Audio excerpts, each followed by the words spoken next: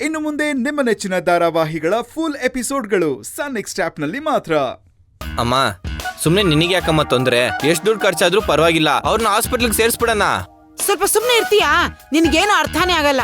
ಆಸ್ಪತ್ರೆಯಲ್ಲಿ ನೋಡ್ಕೊಂಡ್ರೆ ಆಸ್ಪತ್ರೆ ಮಗು ಆಗತ್ತೆ, ಅದೇ ನಾವು ನೋಡ್ಕೊಂಡ್ರೆ ನಮ್ಮನೆ ಮಗು ಆಗತ್ತೆ. ಅದು ಅಲ್ದೆ ಆ ಆಸ್ಪತ್ರೆಯಲ್ಲಿ ಹೇಗ್ ನೋಡ್ಕೋತಾರೆ ಏನೋ, ನಾವೆಲ್ಲರೂ ನೋಡ್ಕೋತೀವಿ. ಹಾ ಸಾರಿ ನಾವೆಲ್ಲರೂ ಅಲ್ಲ, ನಾನೇ ನೋಡ್ಕೋತೀನಿ. ಸೀತಮ್ಮ ಚಿನ್ನದಂತ ಮಾತು ಹೇಳ್ಬಿಟ್ರಿ. ನೀವಿಷ್ಟ್ ಹೇಳಿದ್ಮೇಲೆ ನಾವ್ಯಾಕೆ ಅದ್ರ ಬಗ್ಗೆ ಯೋಚನೆ ಮಾಡ್ಬೇಕು? ಇನ್ಮೇಲೆ ಏನಿದ್ರು ಅತ್ತೆ ಉಂಟು, ಸೊಸೆ ಉಂಟು. ಅತ್ತೆ ಉಂಟು, ಆದ್ರೆ ಸೊಸೆ ಇಲ್ಲ. ಬಾರ ಸಮರ್ಥ, ಬಾರೋ. ಹೋಗಪ್ಪ. ಗುಡ್ ಆಕ್ಟಿಂಗ್, ತುಂಬಾ ಚೆನ್ನಾಗಿ ಆಕ್ಟ್ ಮಾಡಿರಾ. ಸೂಪರ್. ಮಾಲಿನಿ ಚಚ್ಚಿ ಬಿಸಾಕ್ಬಿಟ್ರಿ. ಅಂತೂ ಇಂತೂ ಸೀತಮ್ಮ ಅವರು ದಾರಿಗೆ ಬಂದಿದ್ದಾರೆ.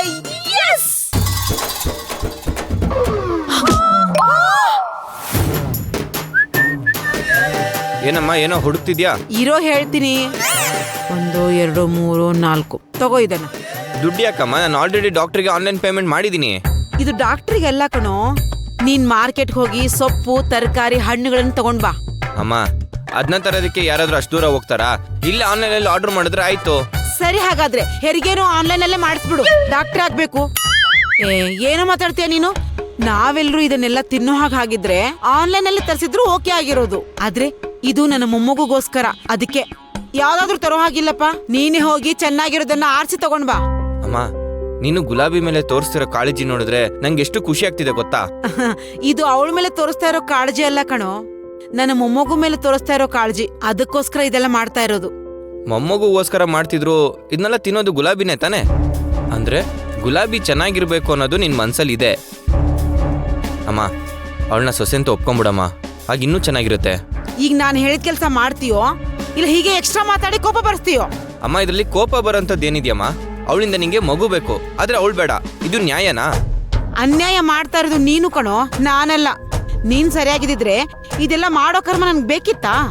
ನಾನಿದೆಲ್ಲ ಮಾಡ್ತಾ ಇರೋದು ನಿನ್ ಹೆಸರು ಉಳಿಸೋಕೋಸ್ಕರ ಹೊರತು ಅವಳ ಮೇಲೆ ಪ್ರೀತಿಗೋಸ್ಕರ ಅಲ್ಲ. ಅವಳ ಮೇಲೆ ನನಗೆ ಯಾವತ್ತೂ ಪ್ರೀತಿ ಬರೋದೋ ಇಲ್ಲ. ಅಮ್ಮ ಪ್ಲೀಸ್ ದಯವಿಟ್ಟು ಈ ತರ ಮಾತಾಡ್ಬೇಡಮ್ಮ. ನಿನ್ ಪ್ರೀತಿ ಅವಶ್ಯಕತೆ ಅವಳಿಗಿದ್ಯಮ್ಮ. ನೀನು ಅವಳನ್ನ ಖುಷಿಯಿಂದ ಚೆನ್ನಾಗಿ ನೋಡ್ಕೊಂಡ್ರೆ ಅವಳು ಖುಷಿಯಾಗಿರ್ತಾಳೆ. ಅವಳು ಖುಷಿಯಾಗಿದ್ರೆ ಮಗು ಕೂಡ ಲವಲವಿಕೆಯಿಂದ ಹುಟ್ಟುತ್ತೆ. ಏನ್ ಮಾಡ್ಬೇಕು ಏನ್ ಮಾಡ್ಬಾರ್ದು ಅಂತ ನನಗ್ ಚೆನ್ನಾಗ್ ಗೊತ್ತಿದೆ ಕಣೋ. ನಿನ್ನಿಂದ ಹೇಳಿಸ್ಕೊಳ್ಳೋ ಅವಶ್ಯಕತೆ ನನಗಿಲ್ಲ. ನೀನ್ ಅವಳನ್ನ ಒಪ್ಕೋ ಅಂತ ಹೇಳಿದ ತಕ್ಷಣ ಒಪ್ಕೊಳ್ಳೋಕೆ ನನ್ನ ಮನಸ್ಸು ಒಪ್ಕೋತಾ ಇಲ್ಲ ಕಣೋ. ನನಗಿಷ್ಟು ಬಲವಂತ ಮಾಡೋ ಬದಲು ಅವಳ ಹೊಟ್ಟೆಲಿರೋ ಮಗುನ ತೆಗಿಸಿ ಅವಳ ಮನೆಯಿಂದ ಆಚೆ ಹಾಕಿ ಬೇರೆ ಮದುವೆ ಮಾಡ್ಕೊ. ಆಗ ಬರೋ ಸೊಸೆನ ಚೆನ್ನಾಗಿ ನೋಡ್ಕೋತೀನಿ.